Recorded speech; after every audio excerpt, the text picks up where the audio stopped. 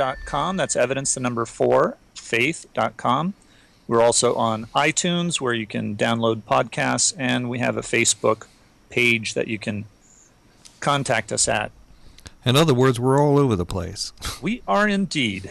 Yes, we are. And welcome back, Kurt. Thank you. Last week we had an interesting interview while you were away. But we're back to our topic of critical thinking and why do people believe what they believe. But before we get to that, there's at least one news item that I came across. The lovely and gracious Nancy Kendricks alerted me to this Wall Street Journal article about the mother of all languages. So this was in their Environment and Science section, an article by Gautam Nayak. And he's talking about a language study that was published in the journal Science that takes a look at how languages have changed as human beings dispersed across the world. So it's kind of interesting. It matches the same patterns as the DNA models that they've used that show that the most diverse amount of DNA is found in the Middle East and then Africa.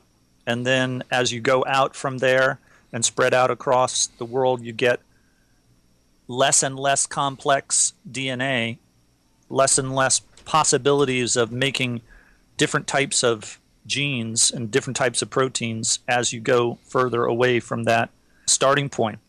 Rather than read this long article, I'll just, kind of distill it down into what his idea was, that if you counted parts of language, like what he used was phonemes or sounds of language, and he looked at Africa as a starting place, that there were more sounds in the languages there, and then as you go further and further away, there are fewer sounds.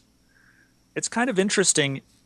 I think it doesn't really prove a whole lot. It doesn't prove that there was one language. I've read quite a bit on this subject of where languages came from, and so far most of what I've seen seems to indicate that you get down as you work backwards trying to show where each language came from. You get down to about 3 or 4 base languages, which are completely separated by all types of syntax and grammar and sounds, and just don't seem to be similar at all.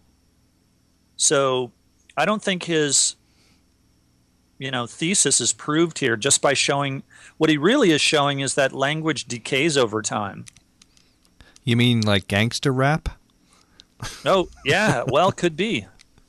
You get less and less sounds as time goes by, and as you move away from populations that had other sounds. So that may show that language decays, but it doesn't really show that it all came from the same, because you could have 3 or 4 original languages with different syntax, grammar, structure that had lots of sounds in them. Do you see my point? I find it interesting myself the way slang changes from generation to generation. Oh, yeah. How they come up with new expressions that catch hold and everybody uses it for a while, and then that fades and then another one comes up. Right. And then pretty soon it's like the stuff you used to say when you were a kid sounds hopelessly out of date when you grow up. Well, which your children will certainly remind you of. Yes. But they still say cool a lot. We used to say that way back in the 50s, and they still use that term. Yeah, I know. That came back. I guess it's cool to say cool. So. But groovy is out. You don't say groovy anymore. Well, and we're coming up on the 400th anniversary of the King James Version, and I find it almost incomprehensible to read. It takes a lot of practice to be able to read the King James, and that's with there being dictionaries around. Right. So yeah, I started out with a modern language version of the Bible because I couldn't handle the King James. Mm-hmm. All right. Well, let's jump into our topic for the day. We've been doing a series on critical thinking based on a study that showed that kids in college, or young men and women, I guess we shouldn't call them kids, simply aren't learning critical thinking skills. And about a third of them graduate after 4 years with no improvement whatsoever in critical thinking skills. So we've been doing a series on logic and critical thinking skills, and we've gotten up to reasons why people believe or don't believe different things. And so now we're hitting the topic of propaganda.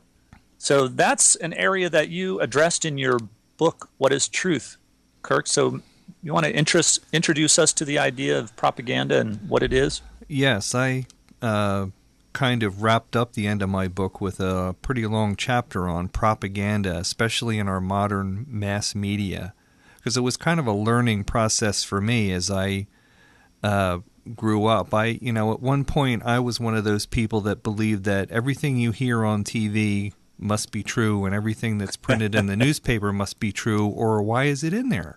Right. And it was quite a shock to me to discover that not quite everything that you see and hear is actually accurate, that it can actually be colored by the biases of the reporter reporting it.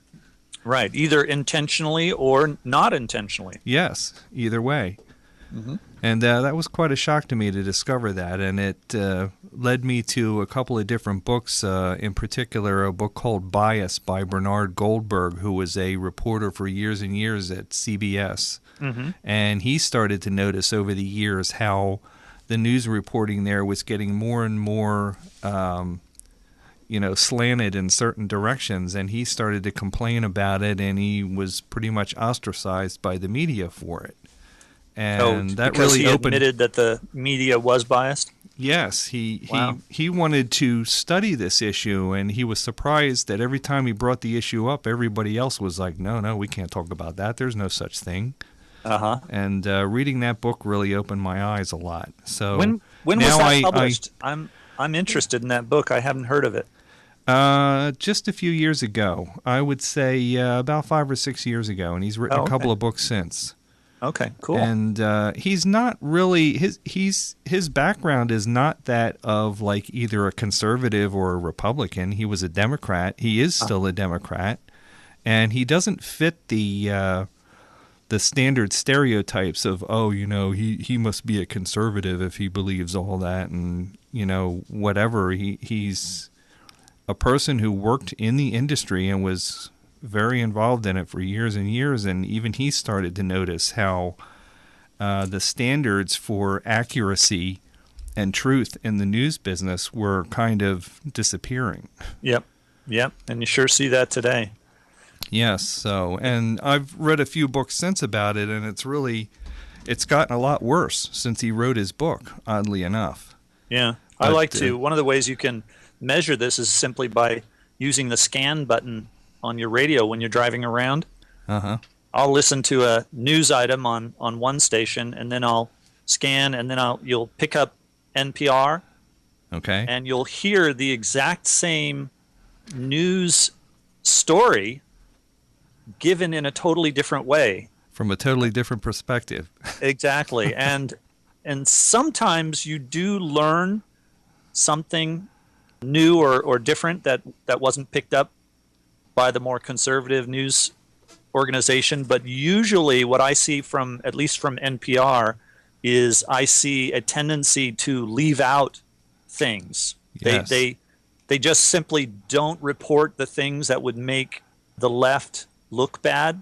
Right. And so in a sense, they're not really lying. No, they're not necessarily twisting the truth, but they choose what they are going to tell you and what they're not going to tell you, right. Which in itself is kind of filtering the news for you. Exactly, and it's a form of propaganda. Yes, it is, which is why it's helpful to keep an eye on as many different media sources as possible so that you can get a somewhat balanced view, because you get a bunch of different viewpoints. You should look out for left-wing stories and look for right-wing stories and try to get both sides of something. Right. It's helpful to listen to Rush Limbaugh and Katie Couric and see how each of them treat the same story or don't report something at all. Right. All right, well, let's get into the different techniques of propaganda. What kinds of things are used if you want to propagandize somebody or if you want to be aware of propaganda? And I guess we should point out that propaganda is something that we hear all the time. Yes. Propaganda comes from political commercials, Mm-hmm. right? When it's election time, you hear all sorts of propaganda, but you also Yep. hear it in commercials, Sure. All right? commercials are Businesses, propaganda, really. yeah, they They're want trying to get you to do something or buy something.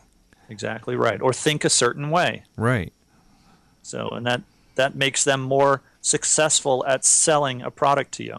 I find it interesting when they keep bringing up controversies about there's too much sex and violence on television, and it's teaching our kids to do these kinds of things, and the stereotypical response of the media executives is, oh, the stuff we do doesn't influence anybody, it's just harmless entertainment. Right. But yet they'll spend millions of dollars for a 1-minute commercial to try to convince somebody in the same program to do something or buy something. Right, and So- they know it works. Yeah. That's how So- they're able to charge so much. Right. You know, how can it be that the little 1-minute commercial can convince you to go out and buy a mouthwash, but the other 30 minutes of the program you're watching doesn't influence you at all? Right.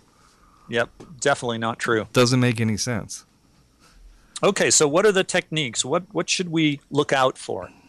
Well, the first one is card stacking. Yeah, card stacking. Now, this one you see quite a bit, but you wouldn't necessarily recognize it unless you knew that this was a technique.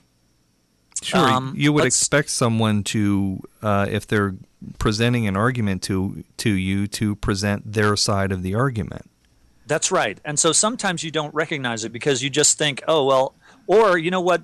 The best way to do card stacking, or the most effective way, is when you appear to be an authority in a certain field, Right. but instead of giving all of the sides of the different arguments that might be in some field, let's say you're an astronomer and you're going to give a talk on astronomy.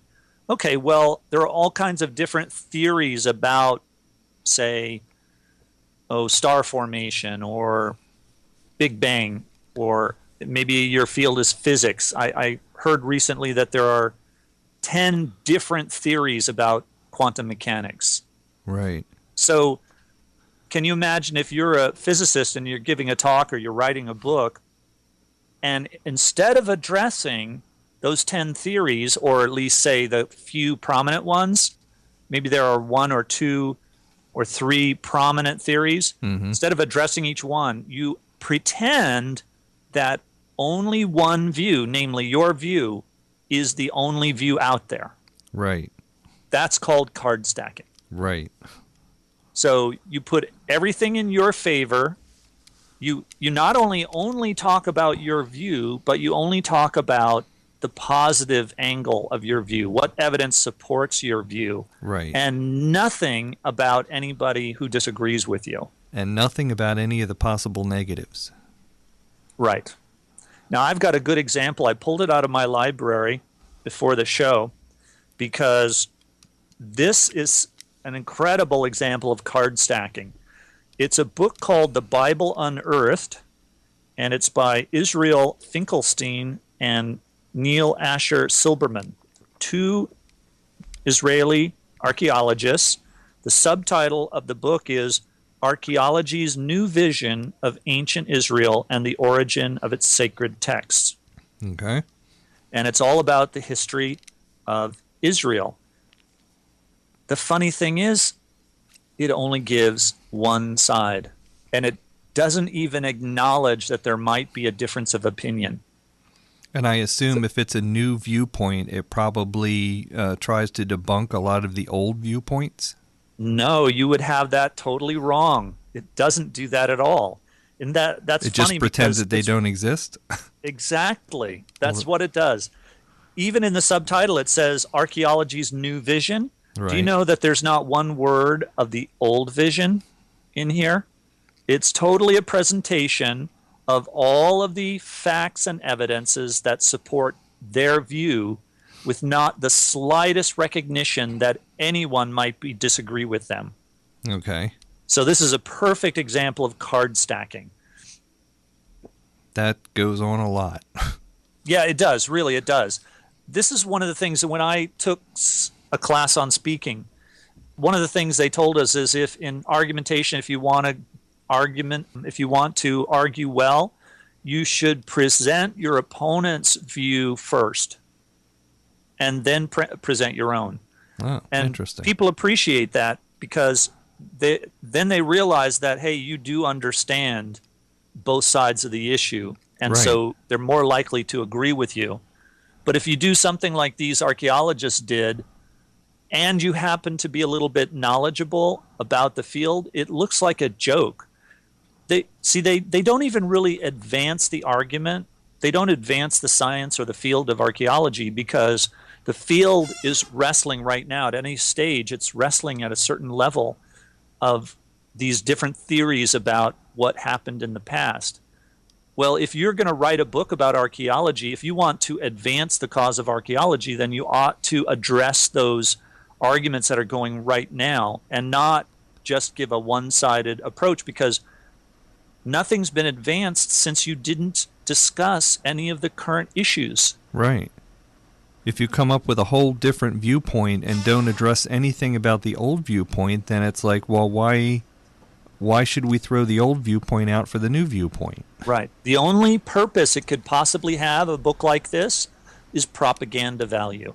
Yep. Because they're appealing to somebody who isn't familiar with the field and doesn't know the evidences that are opposed to their views. Right.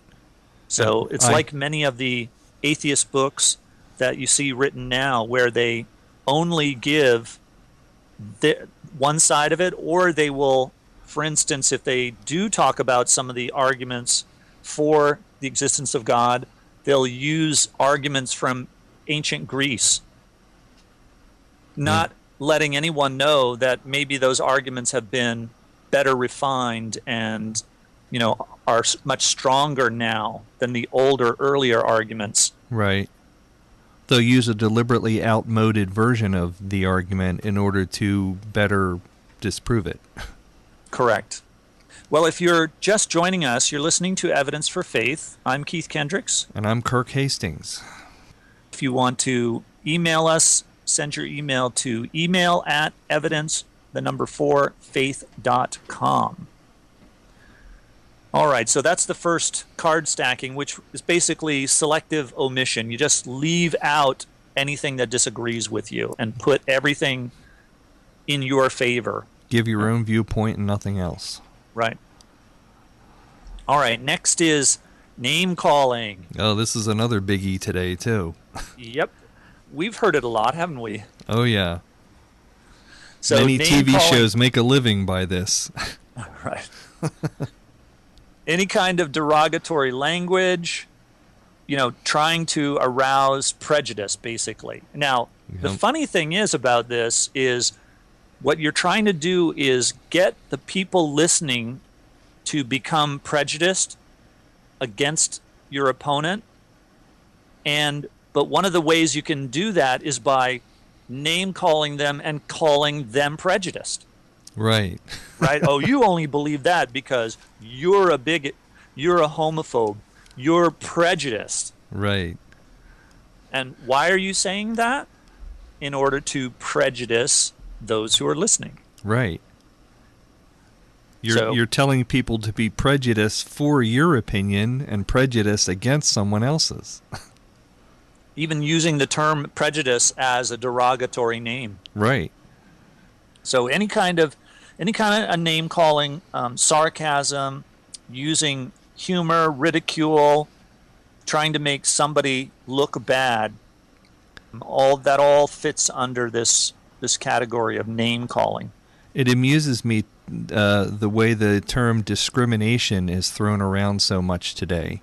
The thing that amuses me about it is when you used to use the word discrimination, it used to mean discriminating between one viewpoint and another. in other words, Yeah. bringing like a rational viewpoint to something and discriminating between what's right and what's wrong. Yeah, Now, making a choice. right, making an educated choice. Right. But But it doesn't now mean the that word anymore. means whenever somebody says you're discriminating, that's a negative term, and it means that you're against something for no good reason. Right. Right. Yep. It's almost a whole different word now than it used to be. I think, who is it? Dennis Prager has this term. He calls it six herb. Have you heard of that? No. It's just a list of all the things. So six herb is sexist. Let's see, I don't remember what the I is for, but xenophobic, homophobic, racist, bigot. You know, Right. so he has them all listed. Right. And he just says, "Oh, I'm a six herb." So that's the name calling, and you find that on both sides. But I have to, in all honesty, really say that this is a leftist tactic. The hard left this is one of the real ways that they use. You don't really hear much of that on the right, other than to call people leftists, I guess. Yeah. Well, when you don't have a good rational argument for something, that's a good thing to fall back on. Mm-hmm. Just kind of put down, the people that you're disagreeing with. Exactly. Yep. You can always fall back on name calling. Yep. And that's All not right. only prevalent in our media today, but politicians are doing that a lot too, which I wish they would get over that. Oh yeah, these are all very useful things for politics. Yeah. Okay, how about stereotyping?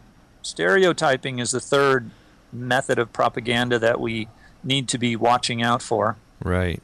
And that's basically just oversimplifying something or somebody. Right. So you either oversimplify somebody's beliefs, and you can see how this is a little similar to name calling. It's really where you boil somebody's thought processes down to something really simple and therefore out of context. Right. And you can use it against whole groups of people Yes. at once. Like, for instance, if you say all religious people are bigots. Right, exactly. That would be an example of stereotyping. Right. And you automatically dismiss all religion that way. Yes. Yep. All right. Stereotyping. And then fourth item is what's called bandwagon. Now, this one. Or jumping on the bandwagon. Yeah, jump on the bandwagon. Yep. This you see a lot in advertising and political advertising and in commercials. So what is bandwagon? Bandwagon is appealing to someone to follow the crowd. Right. Hey, everybody, let's do this or let's do that. Tune into our new hit show, even though they only have 6 viewers. Yeah, it's like the new show that everyone is watching. Right. There you go. That's the appeal. What show? I never heard of that. That's right. The hottest and latest. It's now politicians will do this when they get up in front and they say, "We're winning. The polls show that we are winning." Oh yeah. See, jump on our polls bandwagon. are really used a lot to do this. Polls and statistics. That's right. Lying with statistics. Yep. Most people believe, according to recent polls, what we believe. So don't believe anything else. That's right. Hurry and get this free item because it'll go fast. Everybody wants one. Right. Get this free item plus $2 shipping and handling. Okay. All right. So that's bandwagon. Okay. Now, this one's an interesting one. This has got a name. It's a little, I don't know that the name is so clear for what it is, but it's called glittering generalities. Yeah, I've never actually heard that term before. Right. And it's something I think it'd be useful to use sometime, though, when you hear somebody in a speech say it or something like that, and you say, well, that was really a glittering generality. And people will go, ooh, what's that? Well, you're about to learn what a glittering generality is. This is a general a generality that is glittering, okay? It's a glowing thing. It's a generality that no one can say no to, okay? Okay. It's like we should do this for the children's sake. Okay. So do you see what it is? Right. Well, maybe it's something that's related to children, but it still could be a bad thing. Or we should do this because it'll help all the poor people in the world. There you go. Okay. That's right. Now, that has nothing to do with whether it's a good thing or a bad thing. Maybe it's a bad idea. Right.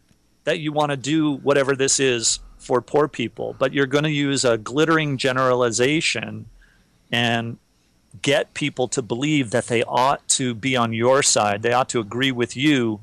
After all, it's for the children. For instance, like the Wisconsin union issue, didn't we see a lot of glittering generalities there? Oh my gosh. Now, you can do this on both sides. What are you, anti-union? Well, no, that's why I say you can do this on both sides. You could be on the union side and say, we're doing this for the children, right? Or you could be on the opposite side and say, well, this is a matter of liberty. Okay. Right? Okay. Well, yeah, okay, maybe. Well, who can disagree with liberty? Right, exactly. See, who can disagree with it? That's the whole point of a glittering generality. I see. No one's going to disagree with liberty. Right. No one's going to disagree with doing something for the children. Right. So, so if you're writing an ad campaign and you want to get people to buy into what it is you're saying, use glittering generalities. All the best people use this product, implying that if you don't use it, you're not one of the best people. Yes. All right, let's jump on to the next item here. Plain folks. This is kind of trying to relate to the common person. Yes. Now you see this one, well, I guess you see it in advertising. Yeah, sure. But I think mostly you see it in politics. So you'll see some guy, I think Carter was good at this, right? He would take off his jacket and tie, roll up his sleeves, unbutton his collar, and go down on the White House lawn and talk to people through the fence at the White House. Okay. Right? That's the plain folks way. In other words, just because I have an entourage of 50 Secret Service agents behind me doesn't mean I'm not just a regular guy just like you. That's right. That's right. So, yeah, politicians, and the reason I get 7-course dinners every night at the White House. That's right. That's right. But the reason you do this is that people tend to agree with people that they can relate to. Right. So if you're giving a speech, you don't want to show up at say, some kind of blue-collar lunch and be in a 3-piece suit. Right. Right? Uh-huh. And conversely, you don't want to be addressing a group of CEOs and, stand up there in a T-shirt and sweatpants. Jeans. Right. Yeah, they're automatically they're not going to listen to you. Right. So the important message that the person is trying to get across is, I'm just like you. So you're really trying to relate to your audience. Yes. Yeah, you're trying to get them to relate to you. That's what you're trying to do. And now this, you'll see this. In fact, there was a big hubbub. I don't know if you remember some years back when President Obama was speaking to black audience, and he started to affect their colloquialisms and their accent. Right. Yeah, I remember that. Yeah, that is this plain folks. See, I'm like you. I even talk like you. He kind of spoke in like black jive or whatever. Exactly. Right. Yeah. Yeah, that's a perfect example of this. And you'll see this on commercials. Who's that guy? Do you remember the guy who's on a bunch of commercials these days because he's the host of that show, Dirty Jobs? Yeah, I don't remember his name though. Okay. Mike Rowe. I've Is just that been it? told. Josh Yeah. just told me. Yeah, our engineer Good saved the day. Thank you. Yes. Thank you, our television watching guy. He's our So information source here. that's right. So here he is. He's looking, he's saying, you know what? I'm just like you. I'm a plain guy just like you. And hey, I like this car. Okay. So it's a great way to sell a car. So much better than somebody in, say, a tuxedo, right? Or some guy, I don't know. I love it when Hollywood celebrities do things like fundraisers and, for poor people or whatever, and they show up in their jeans and their everyday clothes and everything, and they're like, I'm just like one of you, and I really believe in this cause, and you should send your money in. And Right. what they don't tell you is that they live in a $20 million mansion, and they have 6 cars, and they eat 4 meals a day, and Right. they don't show all that part of their lifestyle. They have their own private jet. Right. Yes, they're pretending to be plain folks. Right. Well, you know what? That fits into our next item. Our next method of propaganda is the testimonial. Okay. Now, people will think, well, gee, what's wrong with testimonials? Well, there isn't really anything wrong with testimonials. I mean, really, when we're looking at propaganda, it's not that it's bad to use testimonials. It's what we're saying is that this is just a way. These are all the different ways in which you move people to agree with you. Right. And I think testimonials is a typically speaking, it's a very good thing to do. You want to know, like, don't you nowadays, when you've got the internet and you can buy something, say at Amazon or something, you look at the reviews. Right. Right? Because you want to get those testimonials. Right. Okay. Well, the way that this is misused is if you connect it, like you said, to a famous person. Okay. Like so if Bruce Willis comes on TV and he says, I use Crest toothpaste every night, and I think you should too. That's but right. He doesn't actually use it in real life. He's just saying that because they just paid him $3 million to say that. Well, they might have paid him $3 million to even actually use it. So he may actually use it too. So it's not like he's lying to you. Right. But they just gave him a 20-year supply of it. That's right. That's right. Yeah, the testimonial, the way that it's propaganda is when they use things that are unrelated, like a star, a Hollywood star, somebody who's either very famous or very respected. Like they might get some scientist, right? Or a doctor. That's a good one. Right. Doctors have a lot of credence with people. Sure. Just that built-in authority factor. And so a doctor will get on the air and he'll say, buy vitamin X. It's good for you. I use it. It's right. He's giving a testimonial. Right.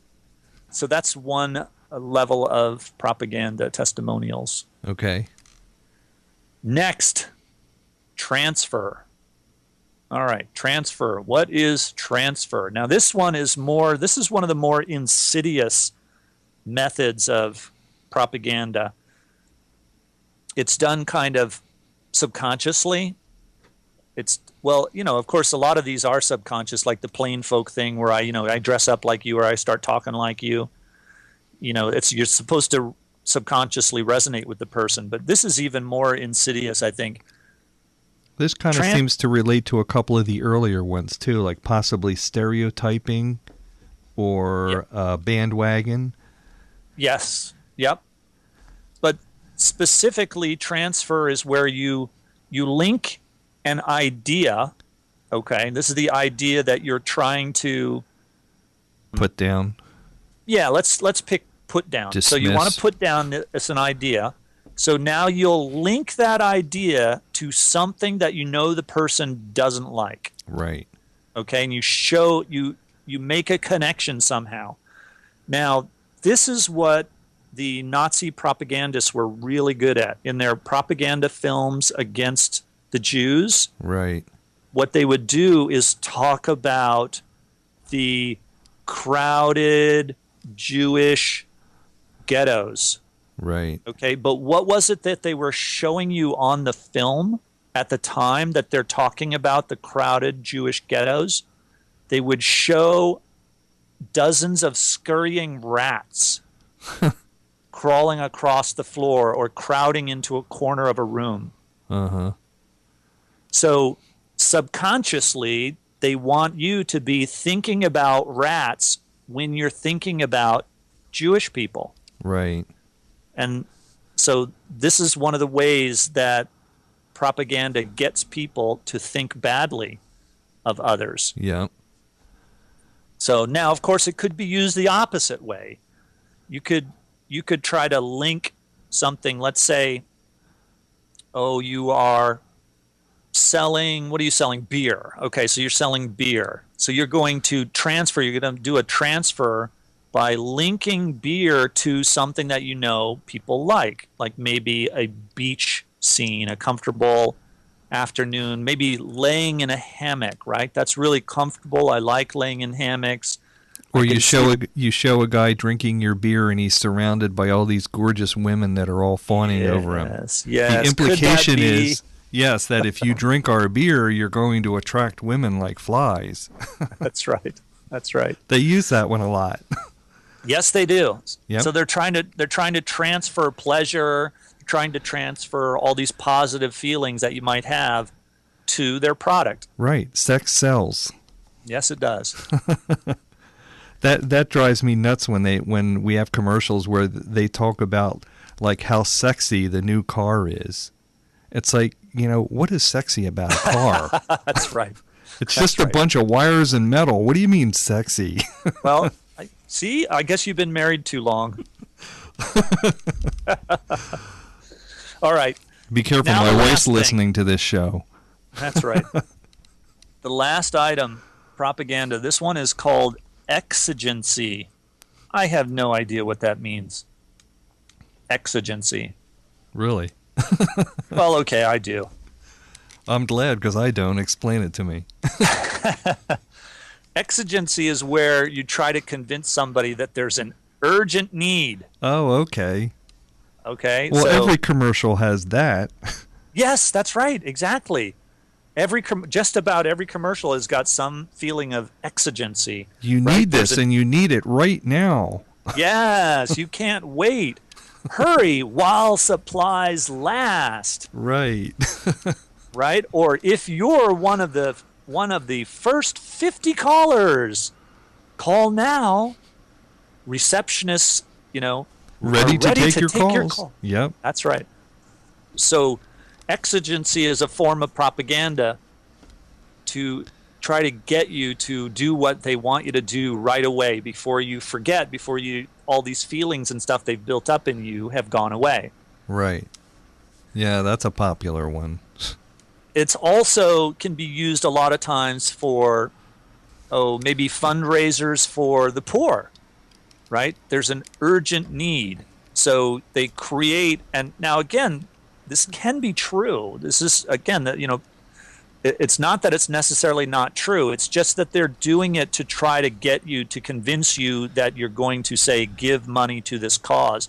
Right. So they might say, okay, in Southern Sudan, there's a terrible drought and all these people are dying and they're all going to die within a few days if you don't do something. Right.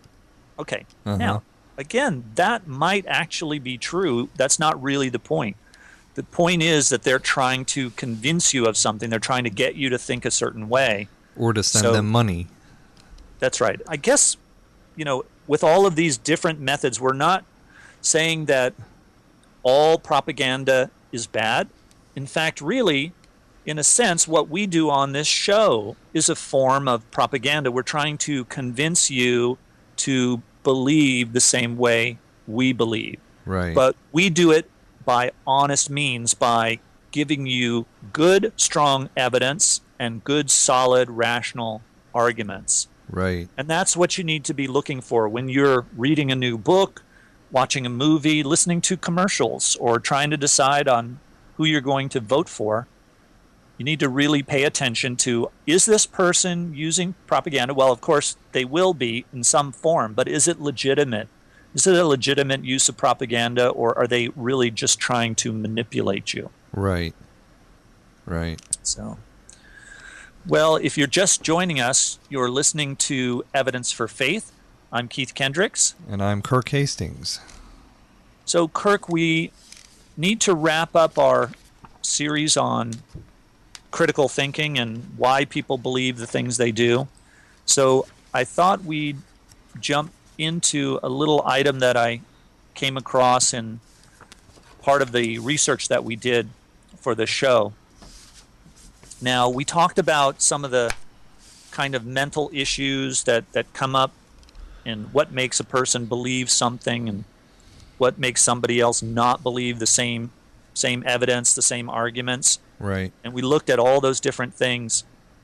And we talked about the fact that there is some psychological elements that are there. You know, whether maybe if you had an abusive father, you know, that you may tend to disagree with your father later on as you grow up. So I thought I'd bring out some interesting items that have been written up by some psychologists. So here's a quote. This is from James Spiegel in his book, The Making of an Atheist. The quote is, "The descent into atheism is caused by a complex of moral, psychological factors, not a perceived lack of evidence for God's existence. The atheist willfully rejects God, though this is precipitated by immoral indulgences and typically a broken relationship with his or her father. Thus, the choice of the atheist paradigm is motivated by non-rational factors, some of which are psychological and some of which are moral in nature." Close quote. Right. So that's from James Spiegel, a psychologist who's written on this topic, Dr. Paul Vitz. And he's very interesting because he's a former atheist. He got his training and began his career as a research psychologist as an atheist and later became a Christian. So he has a lot of personal insight into this field and has written about it in a book called Faith of the Fatherless. So I thought we'd go through some of his analysis of the psychology of atheism and why it is that people are atheists. Now, his main point is that this is a rebuttal of the idea that people only believe in God because of an emotional or psychological reasons. You ever heard that before? Oh, sure, all the time. Yeah, right? You're just a Christian because it's a crutch. Right. You're just a Christian because you can't handle the world. You need the emotional support Right. that religion offers. Right. So this is a rebuttal of that because, and the reason it is because that same argument can also be applied to unbelievers. Sure. So it makes that argument a moot point. And basically what he's saying is that this kind of guessing at people's psychological needs should be taken off the table. So we shouldn't be arguing it one way or the other. And the atheist is wrong to use that as a tactic and to think that can be correct because it can be used against him. It goes both ways. Yeah. Now, the interesting thing about this, though, that's in addition to that fact that it goes both ways, is that Dr. Vitz points out that even though it does go both ways, the evidence seems to show that it goes towards or against atheism even stronger. It's a better argument against atheism than it is against religious ideas. Okay. First of all, he brings out the secular thought. He talks about William James, famous psychologist who wrote a book called The Will to Believe, right? Okay, you only believe because you want to believe. Right. He wrote another book called Varieties of Religious Experience. So this is a very common view in psychology, that people believe in religion because of a need, a psychological need that they have. So they basically, these psychologists who agree with Freud and James, is that they tried to explain belief in a kind of a naturalistic cause, right? Okay, They're right. they're atheists, they're naturalists. They want to know why is it that people believe. So they're thinking of a naturalistic cause. And Freud talked about this as wish fulfillment. I don't know if you remember, but when I was a kid, this was really big in the schools. You know, you don't hear it so much anymore, that Christianity was just wish fulfillment, but you used to hear it quite a bit. Mm-hmm. So he points out that Paul Vitz points out that this is a two-edged sword, as we mentioned, but it cuts deeper the other way. Is it true that that you're only a Christian because of these needs?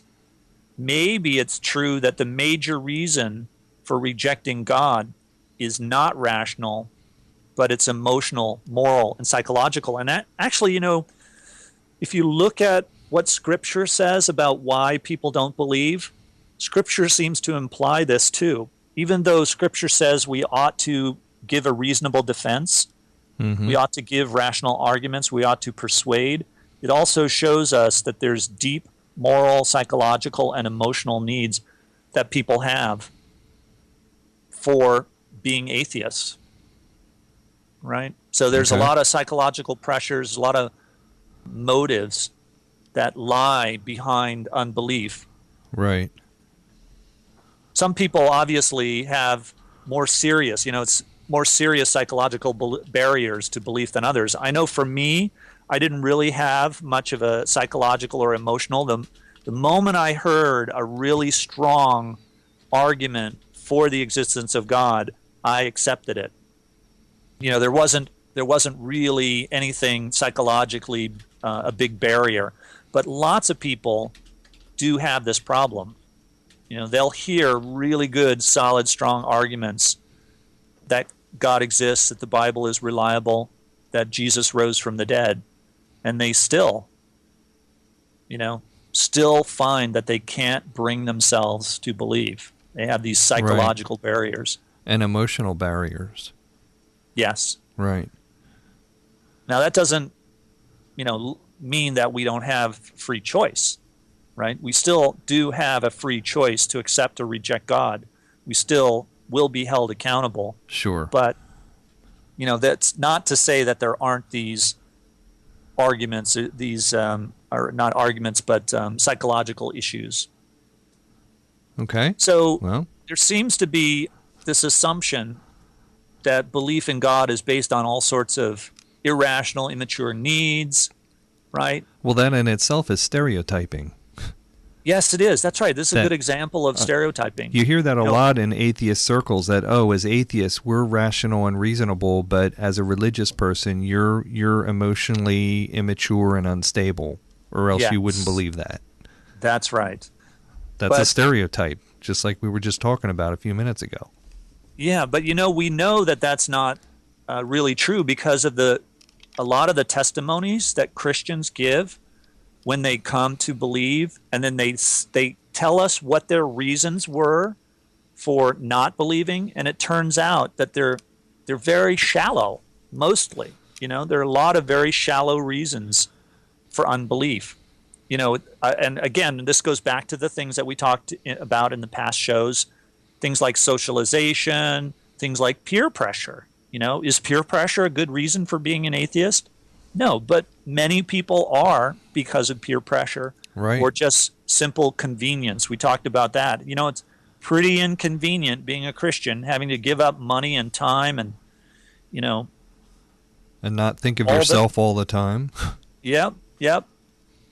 So there are a lot of shallow reasons, but what Vitz points out is that there are a lot of deeper reasons for atheism. Okay, so let's cover this quickly. Freud believe that God is just a projection of our own intense unconscious desires, okay? Wish fulfillment, he called it. Right. And what are we wishing for? Well, we have these needs for protection, right? A father figure who can protect us. So we project this. And even if you disagree with him, he believed that these were unconscious projections. So it doesn't do any good to deny them, right? We shouldn't even believe somebody who denies, oh, no, that's not why I believe. Well, since it's unconscious, you don't. Now, well, that's a good excuse to win the argument, isn't it? Exactly. See, you're wrong and you don't even know it. That's right. It's actually an ad hominem argument because you're appealing to the person. You're saying that, there's something wrong with you. You have this unconscious desire.